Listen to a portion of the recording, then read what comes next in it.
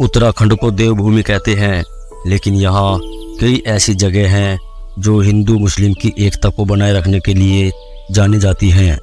अब आप यही देख लीजिए, केदारनाथ, बद्रीनाथ के कपाट जैसे ही खुलते हैं वैसे ही हर धाम के लोगों में यहाँ आने की होड़ सी लग जाती है। एक ऐसी ही जगह देवभूमि में है जिसे देश की दूसरी सबसे बड़ी दरगाह के रूप में जानी जाती है। हम बात कर रहे हैं पिरान कलियर दरगाह की, जो रुड़की से करीबन 20 किलोमीटर दूर गंगा नदी के तट पर पिरान कलियर में मौजूद है। पिरान कलियर को कलियर शरीफ के नाम से भी जानते हैं। ये सूफी संत अलाउद्दीन अली अहमद साबिर की कब्र है। यहाँ मुस्लिम के साथ साथ हिंदू धर्म के लोग भी चादर चढ़ाने आते हैं।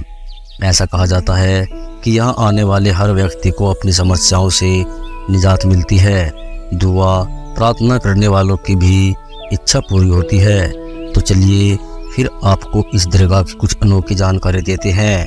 कलियर शरीफ में ना लोगों की इच्छाएं पूरी होती हैं, बल्कि ये एक ऐसी दरगाह है जहाँ जिन और भूत प्रेतों को सरेआम फांसी दी जाती है।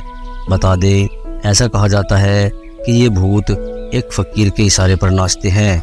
इस दरगाह पर दुनिया भर के लोग आते हैं जिन्हें काफ़ी समय से भूत प्रेत और जिन से छुटकारा नहीं मिल पा रहा।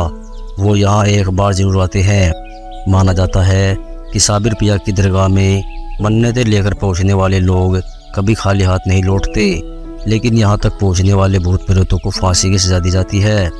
इस दरगाह पर लोग भूत प्रेत और जिन से प्रभावित होते हैं, उन्हें उनके परिवार वाले या साथी यहाँ तक लेकर आते हैं, लेकिन इसके लिए भी उन लोगों को कुछ प्रक्रियाओं से गुजरना पड़ता है।